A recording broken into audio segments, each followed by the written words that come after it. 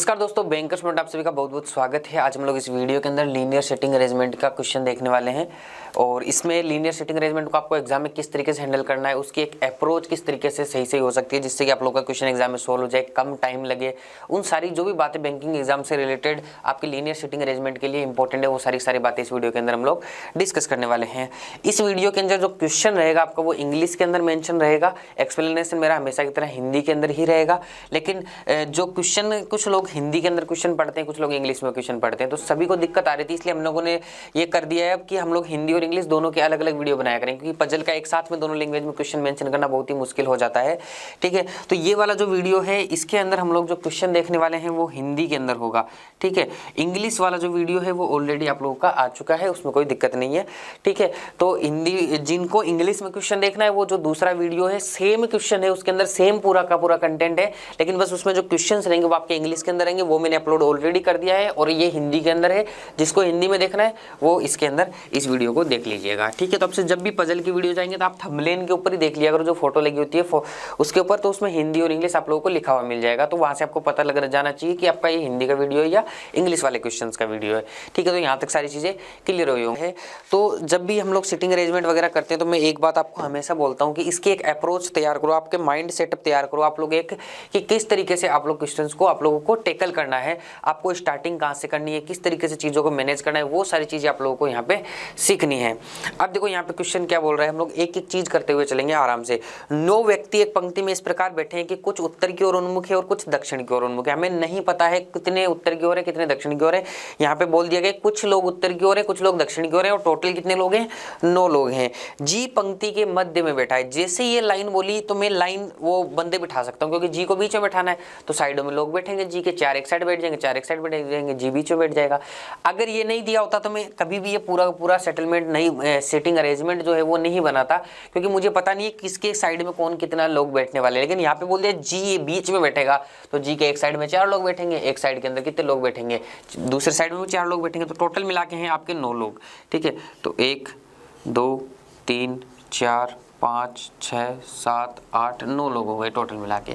और ये जो बीच वाली पोजीशन है इसके ऊपर कौन बैठ जाएगा आप लोगों का, जी बैठ जाएगा। जी के इधर भी 4 लोग हैं इधर भी 4 लोग हैं, जी आपका क्या बैठ गया, बीच में बैठ गया। ये हमें एक स्टार्टिंग पॉइंट मिल गया। अब यहाँ से मैंने क्यों स्टार्ट किया, उसका रीजन है कि इस जी को यहाँ रखने से मेरे पास एटलीस्ट ये एक लाइन का अरेंजमेंट तो बनाया। यहाँ पे मैं बिठा दूंगा जिसको भी जो जब भी मेरे को बिठाना होगा, लेकिन एटलीस्ट मैं ये बना तो पाया किसके किधर कितने लोग बैठने वाले हैं, इसलिए मैंने यहाँ से स्टार्ट कर लिया। अब आगे देखियो क्या बोले, और उत्तर की ओर उन्मुख है, जो उसका मुख है वो उत्तर की ओर उन्मुख है, यानी कि इसकी जो फेसिंग है वो किधर है, उत्तर की साइड है। तो उत्तर की साइड हमेशा ऊपर लिखेंगे और दक्षिण की साइड हमेशा नीचे लिखेंगे। डायरेक्शन भी एक बार मैं बताता हूँ, जब फेसिंग उत्तर की साइड होती है तो ये वाला जो आपका राइट होता है वही क्या होता है, इसका भी राइट हो जाएगा, यानी जी के इधर वाली साइड जी की राइट हो जाएगी और आपका जो लेफ्ट होता है वो उनका लेफ्ट हो जाता है। लेकिन जैसे ही फेसिंग किधर हो जाती है, जैसे ही फेसिंग आप लोगों की साउथ साइड में हो जाती है तो ये जो राइट हैंड है ये लेफ्ट हो जाएगा और ये जो लेफ्ट है ये क्या हो जाएगा, राइट हो जाएगा, जस्ट उल्टा हो जाएगा इसका। ये आप लोगों को हमेशा ध्यान में रखना है। ये जस्ट बेसिक सी चीज़ें मैंने पहले भी डिस्कस की हुई है और जब मैं आगे क्वेश्चन करूँगा तो मैं और बता दूंगा आप लोगों को। तो यहाँ तक क्लियर हो गई होगी चीज़ें कि 9 लोग बैठे हुए हैं। अब आगे देखो क्वेश्चन क्या बोल रहा है, क्वेश्चन क्या बोल रहा है, 3 से अधिक व्यक्ति दक्षिण की ओर उन्मुख नहीं है। अब देखो जो भी एक्स्ट्रा चीजें हमें लिखनी है वो इसके इस साइड में लिखते चलेंगे हम लोग, ठीक है, ताकि जो चीज हम डायरेक्ट इसके अंदर मेंशन नहीं कर पा रहे हैं तो ऐसा नहीं करना है कि उसके केसेस बना ले हम लोग बहुत सारे। यहाँ पे क्वेश्चन बोल रहा है एच डी के ठीक बाईं ओर है। एच जो है वो डी के ठीक बाईं ओर है, यानी डी के लेफ्ट साइड में 1 नंबर के ऊपर कौन बैठा है, एच बैठा है। ठीक है, तो डी के जस्ट लेफ्ट साइड में कौन बैठा हुआ है, एच बैठा हुआ है। एच डी के बाईं ओर है, ठीक बाईं ओर है। ठीक बाईं ओर का मतलब जस्ट बाईं ओर, तभी तो मैंने 1 नंबर लिख दिया कि डी के 1 नंबर बाईं ओर कौन बैठा हुआ है, एच बैठा हुआ है, तो डी के साथ में एच बचेगा। अब मैंने इसको इधर उधर क्यों नहीं, ये इस तरीके से तीर से क्यों बनाया, ताकि मुझे समझ में आ जाए, मुझे बार बार क्वेश्चन ना पढ़ना पड़े, टाइम वेस्ट ना हो। और इसका एक रीजन और है, देखो डी की फेसिंग नहीं पता, एच की फेसिंग नहीं पता, तो क्या पता क्या कैसे होगा आगे जाके, मुझे नहीं पता। लेकिन यहाँ से इस सिंबल को देख के मुझे ऐसा लग रहा है पता चल जाएगा मुझे आगे जाके, जब भी मैं इसको देखूंगा कि डी के लेफ्ट में 1 नंबर के ऊपर कौन बैठा हुआ है, एच बैठा हुआ है। तो उस तरीके से जब भी मुझे जरूरत पड़ेगी उस टाइम में बिठा दूंगा। अभी मैं इसको यहाँ पे कहीं पे भी नहीं बिठा सकता, अगर बिठाने की कोशिश करूंगा तो बहुत सारे केसेस बन जाएंगे। पहली बात तो डी की फेसिंग नहीं पता, साउथ है कि आप लोगों का नॉर्थ है, ठीक है, और उसके बाद में 2 यहाँ 2 यहाँ 2 यहाँ 2 यहाँ, कहाँ कहाँ बिठाओगे, इसके 1 2 3 4 और 4 8 केसेस बन जाएंगे अगर यहाँ से आप लोग इसको आगे कंटिन्यू कर दोगे तो, ठीक है। तो यहाँ से आगे कंटिन्यू कर दोगे तो बहुत ज़्यादा केसेस बन जाएंगे, फिर उनको बनाते रहो बैठ के। तो एकदम से जैसे क्वेश्चन की सीक्वेंस होती है ना, उस सीक्वेंस में हमें क्वेश्चन नहीं करना है कभी भी। हमें क्वेश्चन को अपने हिसाब से करना है कि सीक्वेंस में ऐसी लेके चलूंगा जिससे मेरे फायदा हो, कम से कम टाइम में कम से कम केसेस के अंदर क्वेश्चन हो जाए। जहाँ पे नहीं समझ में आ रहा है, बहुत ज़्यादा केसेस बन रहे हैं, उसको ऐसे साइड में लिख दो, बस बात खत्म। और लिखना जरूरी है, क्योंकि लिखेंगे नहीं तो बाद में दोबारा क्वेश्चन पढ़ना पड़ेगा इस इन्फॉर्मेशन को निकालने के लिए। वो हमें करना नहीं है, क्योंकि उससे भी टाइम वेस्ट होता है, काफी बड़े बड़े क्वेश्चन आते हैं एग्जाम के अंदर। अब आगे देखो क्वेश्चन क्या बोल रहा है, ई दक्षिण की ओर उन्मुख है और बी की तरह समान दिशा की ओर है, ठीक है। तो ई का जो फेसिंग है वो दक्षिण की ओर है, जो ई की फेसिंग किधर होगी, दक्षिण की ओर या नीचे की ओर हो गई। और बी की ई के समान है, तो बी की फेसिंग भी क्या होगी, दक्षिण की ओर होगी। तो ई और बी दोनों की फेसिंग दक्षिण की ओर होगी, इस तरीके से मैंने मेंशन कर दिया। इसको देख के मुझे समझ में आ जाएगा कि इन दोनों की फेसिंग क्या है, साउथ साइड में। एक चीज हमने नहीं लिखी, ऊपर लिखा गया था क्वेश्चन ने, 3 से अधिक व्यक्ति दक्षिण की ओर उन्मुख नहीं है, ठीक है। दूसरी लाइन में पढ़ना, ठीक है। ये हमें समझ में तो आ जाएगा, ठीक है, पढ़ के याद भी रह सकता है, इसी को बड़ी बात। लेकिन फिर भी हम लोग इसको सेफ्टी के तौर के ऊपर लिख लेते हैं कि साउथ साइड के अंदर जो फेसिंग है वो लेस देन इक्वल टू 3% है, यानी कि 3 भी हो सकती है और 3 से कम भी हो सकती है। बस इससे समझ में आ जाएगा ना कि साउथ साइड में जो फेसिंग वाले बंदे हैं वो 3 है या 3 से कम है। तो मैंने उस तरीके से उसको कोड भाषा में लिख दिया। अब आ गया जो देखो क्वेश्चन क्या बोल रहे हैं, एच डी के ठीक बाईं ओर है, हमने लिख दिया। ई दक्षिण की ओर उन्मुख है, बी की तरह समान दिशा की ओर उन्मुख है, तो वो भी लिख दिया। ई और बी दोनों दक्षिण दिशा के अंदर देख रहे हैं। अब आगे जाए क्वेश्चन बोल रहा है, अंतिम छोर पर बैठे व्यक्ति विपरीत दिशा की ओर उन्मुख है। अंतिम छोर पर जो बैठे व्यक्ति है ना, वो विपरीत दिशा में, यानी अगर ये साउथ की ओर देखेगा तो ये नॉर्थ की ओर देखेगा, अगर ये साउथ की ओर देखेगा तो ये नॉर्थ की ओर देखेगा। इस तरीके से दोनों आपस में उल्टे हैं। तो इसको किस तरीके से मेंशन करोगे, या तो याद रख लो, याद रखोगे, जैसे ये भी याद रखा, फिर ये भी याद रखा, एक चीज भूल गए एंड में जाके, लिखा नहीं हमने, तो वहीं पे गड़बड़ हो जाएगा। फिर हमें याद नहीं आएगा क्वेश्चन कौन सी चीज भूल गए, कौन सी लिख दो, उसका सबसे सिंपल सोल्यूशन। तो मैंने लिखा ये पूरी लाइन का अरेंजमेंट है, इसकी फेसिंग इधर होगी तो इसकी इधर होगी। दूसरा अरेंजमेंट कैसा हो सकता है, इसकी फेसिंग इधर होगी तो इसकी फेसिंग इधर होगी। इसको अब एक डब्बे में बंद कर दो, बस आप लोगों को याद रह जाएगा सिंपली कि अगर इधर वाली फेसिंग ऊपर होगी तो इसके नीचे होगी, इसके नीचे होगी तो इसके ऊपर होगी। बस इस तरीके से मैंने एकदम से सिंबॉलिक वे के अंदर क्या कर दिया, इसको मेंशन कर दिया। अब आगे देखो क्या बोल रहा है क्वेश्चन, सी जो जी के अगल बगल बैठा है, सी जो जी के अगल बगल बैठा है ना, किधर भी बैठ सकता है, ठीक है। तो सी और जी या तो ऐसे बैठे हैं या सी और जी ऐसे बैठे हैं, इसी तरीके से तो अलग अगल बगल बैठ सकते हैं। तो मैंने यहाँ पे दिखा दिया, या तो ऐसे सी और जी बैठेंगे या ऐसे सी जी और सी बैठेंगे। इसके आगे और आई एक दूसरे के ठीक बाईं ओर बैठे हैं। अभी यहाँ पे कंफ्यूजन नहीं करना है, सी जो जी के बगल में बैठा है और आई एक दूसरे के ठीक बाईं ओर बैठे हैं। अब यहाँ पे हमेशा ध्यान रखना कि जो ये और आता है ना, एंड इंग्लिश के अंदर जिसको लिखते हैं, यो हिंदी के अंदर जिसको और लिखते हैं, ये हमेशा फर्स्ट पर्सन के लिए आता है। फर्स्ट पर्सन मतलब सेंटेंस में जो पहले आया है। इसके अलावा जो लिखा होता है, जो, जिसका, हु, विच, ये सारी चीजें जब लिखी होती है, ये हमेशा सेकंड पर्सन के लिए आती है, 2 नंबर पे जो लिखा होता है। तो यहाँ पे लिखा हुआ है सी जो जी के अगल बगल बैठा है, तो सी और जी अगल बगल बैठ गए। एक दूसरे के और आई एक दूसरे के ठीक बाईं ओर बैठे हैं, ठीक है। तो यहाँ पे और आई, ठीक है, इसके बीच में जो कनेक्टिंग सब्जेक्ट है वो होगा सी और आई एक दूसरे के ठीक बाईं ओर बैठे हैं। एक सेंटेंस का मतलब ये है, सेकंड लास्ट लाइन ध्यान से समझना, एक बार फिर समझा रहा हूँ। सी जो जी के अगल बगल बैठा है, मेंशन कर दिया। उसके बाद बोल रहा है और आई एक दूसरे के ठीक बाईं ओर बैठे हैं। तो आप लोग ये मत समझना जी और आई एक दूसरे के ठीक बाईं ओर बैठे हैं, नहीं, आपको समझना है कि फर्स्ट पर्सन और फर्स्ट पर्सन के लिए आए तो सी और आई एक दूसरे के बाईं ओर बैठे हैं। अब एक दूसरे के बाईं ओर कैसे बैठ सकते हैं 2 लोग, या तो एक के दाईं और दूसरे के बाईं ओर, तो उसके लिए फेसिंग अलग अलग होनी चाहिए, ठीक है। तो कैसे कैसे कंडीशन बन सकती है, कंडीशन आपकी इस तरीके से बन सकती है कि मान लो सी इधर बैठा है और आई इधर बैठा है, ये दोनों एक दूसरे के किस ओर बैठे हैं, बाईं ओर बैठे हैं। अब देखो आई को बाईं ओर रहने के लिए इसकी फेसिंग किधर होनी पड़ेगी, सी की जो फेसिंग है नीचे की साइड होनी पड़ेगी, साउथ साइड में होनी पड़ेगी, तभी तो आपका दायां सी का क्या हो जाएगा, बायां हो जाएगा। तो अब इसकी फेसिंग अगर साउथ है तो आई इसके किस साइड बैठा है, बाईं ओर बैठा है, और इसकी फेसिंग किधर हो जाएगी, इधर हो जाएगी। इसकी फेसिंग किधर, नॉर्थ साइड में हो गई, उत्तर दिशा में हो गई, तो इधर वाला क्या हो जाएगा, इसका क्या हो जाएगा, बाईं ओर हो जाएगी। या तो ऐसे बैठ जाएंगे, या कैसे बैठेंगे, सी और आई और सी ऐसे बैठेंगे, 1 मिनट, या ऐसे बैठ जाएंगे आई और सी। फेसिंग आप लोगों की सेम वैसे ही रहेगी, क्योंकि एक दूसरे के किधर बैठाना है आप लोगों को, बाईं ओर बिठाना है। अब सी और आई की जो कंडीशन है, इन दोनों में से कोई भी एक कंडीशन यहाँ पे सी और आई की बनने वाली है।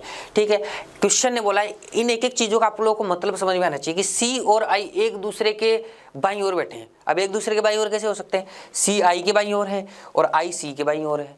ठीक है, इस कंडीशन में आई सी के बाईं ओर है, सी आई के बाईं ओर है, तो यहाँ पे फेसिंग उल्टी होगी। ये आपको समझ में आना चाहिए कि एक दूसरे के बाईं ओर होने के लिए ये चीजें आप लोगों को क्लियर होनी चाहिए, इसमें कंफ्यूजन नहीं होना चाहिए। अगर ये चीजें पता नहीं चलेंगी ना एग्जाम में तो फिर कंफ्यूजन, मतलब जो क्वेश्चन एग्जामिनर क्वेश्चन के अंदर लाइन टू लाइन बोल रहे हैं ना, उसका मतलब आप लोगों को समझ में आना चाहिए, वो सारी चीजें प्रैक्टिस से होंगी। इसीलिए मैं आप लोगों को वीक में, हर वीक में 2 से 3 क्लासेस पजल की देने की सोच रहा हूँ कि 2-3 क्लासेस हमेशा हम लोग पजल, कभी सिटिंग अरेंजमेंट, कभी पजल, कभी सिटिंग अरेंजमेंट करते रहें कंटिन्यूअसली, ताकि प्रैक्टिस बनी रहे। और जब भी एक बात का और ध्यान रखना, जब भी मैं ऐसी छोटी छोटी बातें बताता हूँ ना आप लोगों को, तो इसको आप लोग एक सिटिंग अरेंजमेंट के रूल्स या फिर टिप्स ऐसे करके बना लो और उसके अंदर लिख लिया करो, ताकि उसको पढ़ते रहो बार बार में, तो एटलीस्ट लैंग्वेज में तो हम लोग कंफ्यूज नहीं होंगे।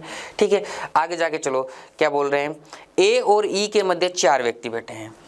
तो हम लोगों ने लिख दिया ए और ई के मध्य 4 व्यक्ति बैठे हैं। अब कौन सा किधर बैठा है ये हमें पता ही नहीं है। ठीक है, तो इसलिए इसको दोनों साइड से तीर बना दिया कि ए और ई की हम लोगों को साइड नहीं पता कि ए इधर बैठा है या ई उधर बैठा है, लेकिन हमें पता है कि ए और ई के बीच में 4 लोग बैठे हैं। ए और ई की पोजीशन क्या हो सकती है, आपस में चेंज हो सकती है, इसलिए मैंने ये दोनों साइड में तीर के निशान लगा दिए। अब आगे जाओ, नेक्स्ट बोल रहा है ई और बी के मध्य 2 व्यक्ति बैठे हैं।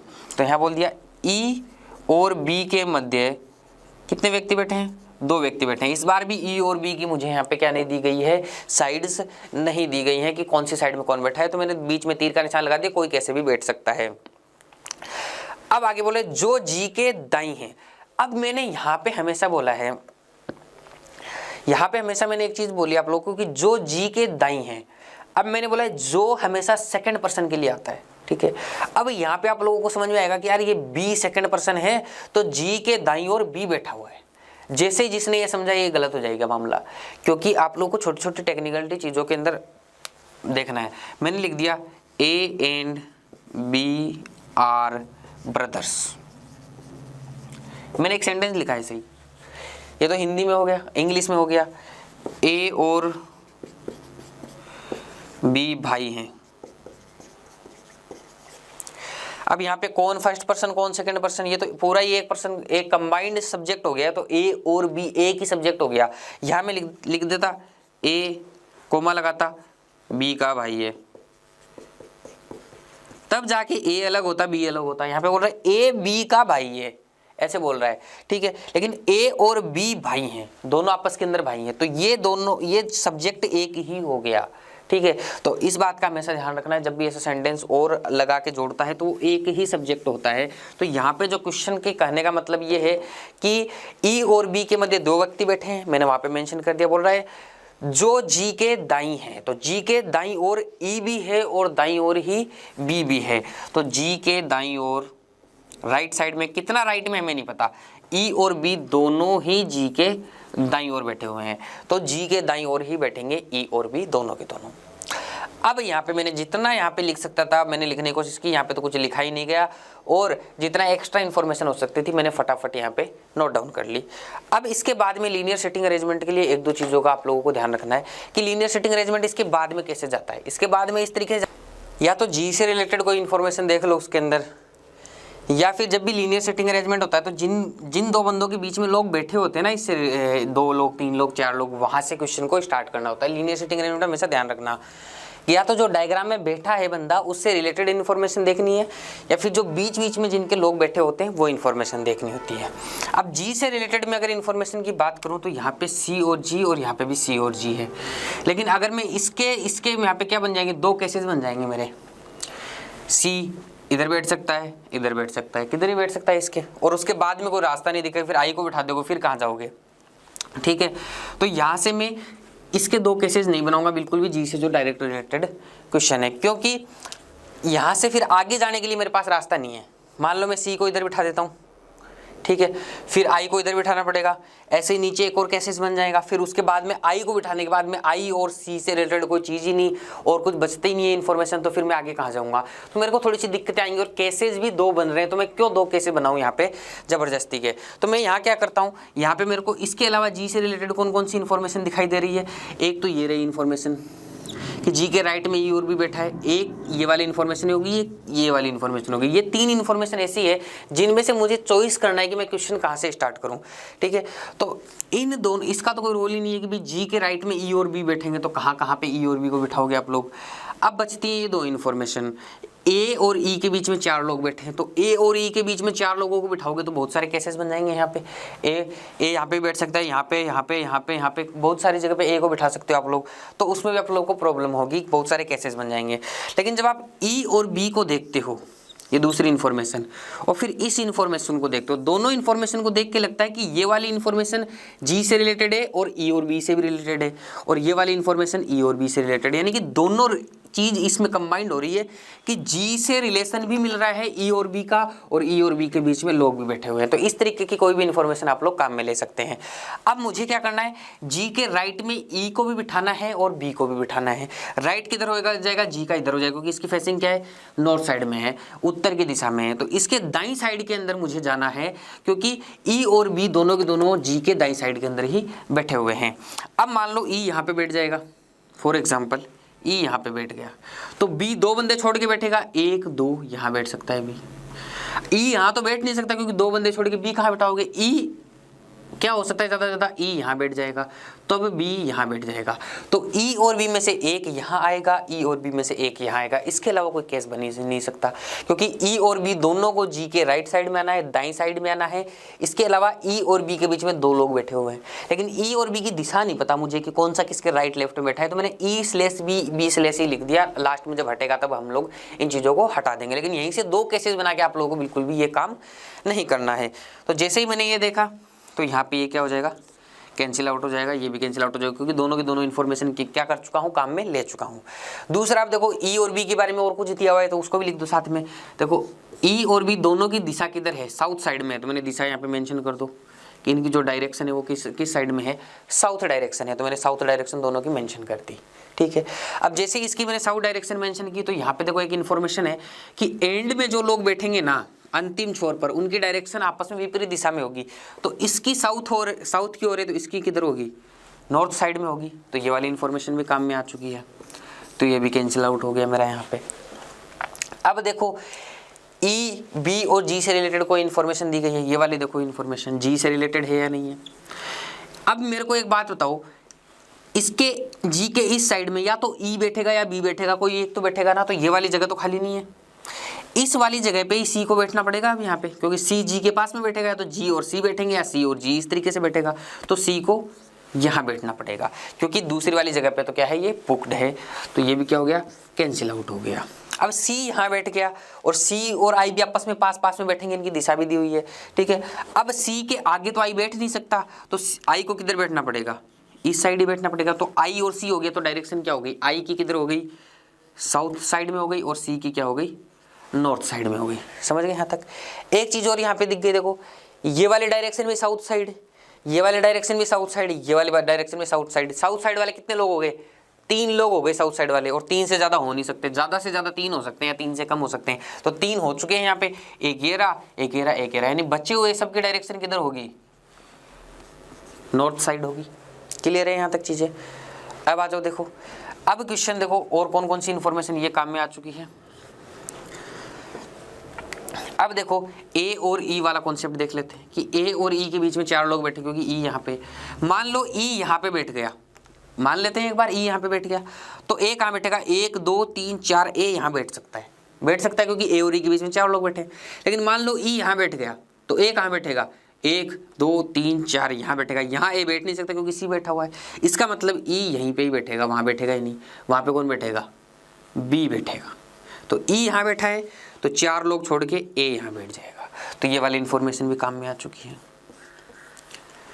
अब मुझे बताओ डी और एच, डी के लेफ्ट साइड में एच बैठा हुआ है, दोनों जस्ट लेफ्ट साइड में एक नंबर पे, डी और एच पास में बैठेंगे, डी और एच एकदम से पास में बैठेंगे। तो डी और एच के लिए 2 लगातार जगह खाली चाहिए मेरे को, डी और एच के लिए 2 लगातार जगह खाली चाहिए मेरे को। तो यहाँ तो एक ही जगह खाली है, 2 लगातार जगह यहाँ पे खाली है। और यहाँ पे बोला है डी के लेफ्ट में एच बैठेगा, और दोनों की दिशा किधर है, नॉर्थ साइड में। तो डी यहाँ बैठेगा तो एच यहाँ बैठेगा, लेफ्ट साइड तभी तो इधर होगी, क्योंकि ये नॉर्थ साइड है। तो डी के जस्ट लेफ्ट साइड में कौन बैठा हुआ है, एच बैठा हुआ है। एक बंदा बच गया, कौन है वो, एफ बच गया, वो यहाँ पे बैठेगा।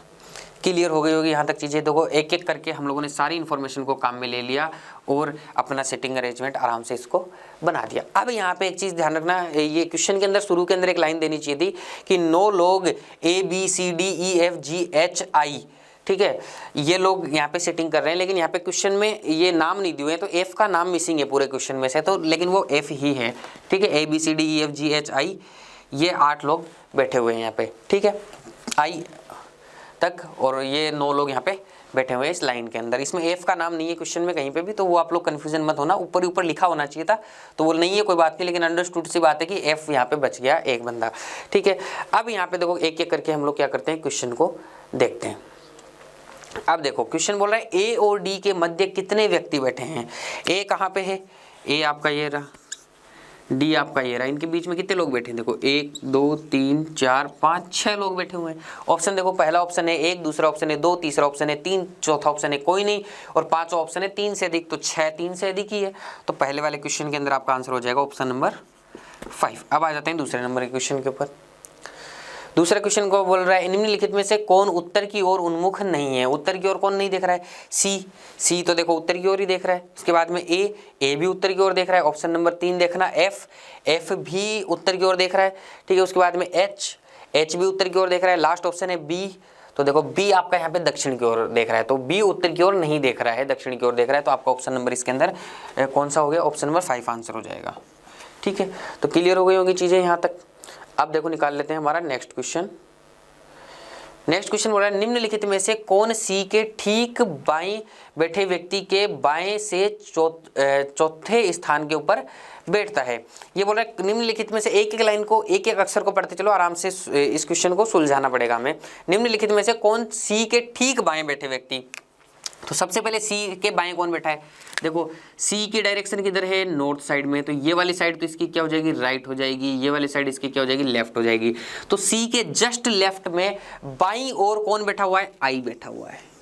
अब आगे पूछ रहा है के बाएं चौथे स्थान पर कौन बैठा हुआ है, तो आई के बाएं चौथे स्थान पे पूछा गया है, तो आई की डायरेक्शन किधर है, साउथ साइड में है, तो इसका बायां किधर हो जाएगा, जो अपने राइट साइड में है। चौथे नंबर पे क्वेश्चन पूछा गया है, 1 नंबर 2 नंबर 3 नंबर 4 नंबर, चौथे नंबर पे कौन बैठा हुआ है, एच बैठा हुआ है। तो ऑप्शन में देख लो, ऑप्शन नंबर 4 में है एच, तो क्वेश्चन नंबर 3 का आंसर हो जाएगा ऑप्शन नंबर 4। क्वेश्चन नंबर 4 पे आ जाते हैं अब हम लोग। क्वेश्चन नंबर देखो 4 क्या बोल रहा है, यदि एक निश्चित तरीके से ई सी से संबंधित है, ई जो है वो सी से संबंधित है, तो ई सी से संबंधित है। दूसरा बोल रहा है एच बी से संबंधित है, एच जो है वो बी से संबंधित है, एच बी से संबंधित है।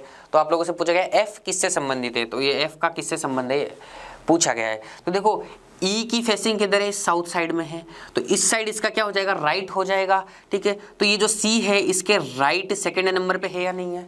इधर देखो एच की जो डायरेक्शन है वो किस साइड में है, नॉर्थ साइड में। ये बी उसके किधर आ रहा है, राइट साइड में आ रहा है। राइट साइड में कितने नंबर पे आ रहा है, 2 नंबर पे आ रहा है। तो हमें क्या देखना है, सेकंड राइट पे देखना है हम लोगों का। रिलेशन ये है कि सेकंड राइट नंबर के ऊपर आ रहा है, ठीक है। तो एफ के सेकंड राइट कौन होगा, एफ की डायरेक्शन नॉर्थ में, तो इसका राइट किधर होगा, इधर होगा। तो एफ के सेकंड राइट कौन बैठेगा, सी बैठेगा। 1 नंबर 2 नंबर पे कौन बैठेगा, सी बैठेगा। तो ऑप्शन नंबर फर्स्ट इसका क्या हो जाएगा, आंसर हो जाएगा। क्वेश्चन नंबर 5 के ऊपर चलते हैं। क्वेश्चन नंबर 5 यहाँ पे बोल रहा है यदि x ई के बाईं ओर चौथे स्थान पर बैठता है, ई के बाईं ओर, ई की फेसिंग किधर है, देखो साउथ है, ई का बाईं ओर किधर हो जाएगा, इधर हो जाएगा। तो 1 2 3 4 नंबर पे यहाँ पे x बैठ रहा है, एक नया बंदा ले आया, 4 नंबर पे x को बिठा दिया। अब बोल रहा है सी के संबंध में x का स्थान क्या है। अब सी के संबंध में x का स्थान क्या है, देखो सी की फेसिंग किधर है, नॉर्थ साइड में, तो सी के इस साइड क्या हो जाएगा, ये राइट हो जाएगा, दाई साइड हो जाएगी। और देखो नंबर देख लो, 1 2 3 4 5 और 6 नंबर पे कौन बैठेगा, यहाँ पे x बैठेगा। तो दाएं से छठवां ऑप्शन नंबर 3 यहाँ पे आंसर हो जाएगा, ठीक है। तो यहाँ तक आप लोगों को समझ में आया होगा क्वेश्चन, एक अप्रोच मिली होगी आपको किस तरीके से क्वेश्चन को करना है, कहाँ से क्वेश्चन को उठाना है, किस तरीके से फिर धीरे धीरे करके आगे क्वेश्चन को लेके जाना है, ये सारी चीज़ें आप लोगों को समझ में आई होगी, ठीक है। तो इस तरीके से आप लोग को एक अप्रोच डेवलप करनी है किसी भी क्वेश्चन के प्रति। तो दोस्तों उम्मीद करता हूँ ये लेक्चर आप लोगों को पसंद आया होगा और आप लोग पजल की प्रैक्टिस करते रहिएगा। जो क्वेश्चन मैं कर रहा हूँ इसके अलावा जो भी क्वेश्चन आप लोगों को मिले, लेकिन आपका एक तरीका होना चाहिए, प्रॉपर उसी तरीके से करना है। ऐसा नहीं है किसी बुक में जो तरीका दिया हो आप उसी तरीके से लग जाओ। पजल सेटिंग को करने के बहुत अलग अलग तरीके तरीके होते हैं, अपने अपने सबके तरीके होते हैं। तो ये वाला जो क्वेश्चन है आप लोग इसको और भी कई तरीकों से कर सकते हैं। कोई लोग 2 केस में बनाए करेंगे, कोई लोग 3 केस में बनाए करेंगे, कोई एक ही केस में और किसी तरीके से भी कर सकते हैं। सबका अलग अलग तरीके से दिमाग चलता है, लेकिन मुझे ये लगता है कि अगर हम लोग लॉजिकली सोच के चलेंगे तो क्वेश्चन डेफिनेटली होता है, और इस तरीके से हम लोग अगर चीज़ों को सोचते हुए चलेंगे तो क्वेश्चन को आसानी से हम लोग कर सकते हैं। और हमारे साथ ऐसा नहीं होगा एग्जाम में कि 10-15 मिनट खराब हो गए और क्वेश्चन सोल्व नहीं हुआ। क्वेश्चन सोल्व डेफिनेटली होगा अगर आप लोग तरीके से जाएंगे, और जल्दी ही होगा अगर आप लोग सही अप्रोच के साथ में क्वेश्चन को टैकल करेंगे। तो अगर ये वीडियो आप लोगों को अच्छा लगा हो तो आप लोग वीडियो को लाइक करके मुझे बता सकते हैं। इसके अलावा कमेंट करके आप लोग और किसी टाइप की अगर पजल पढ़ना चाहते हैं तो आप लोग मुझे कमेंट करके बता सकते हैं। बहुत बहुत शुक्रिया, मुलाकात होगी अगले किसी वीडियो में।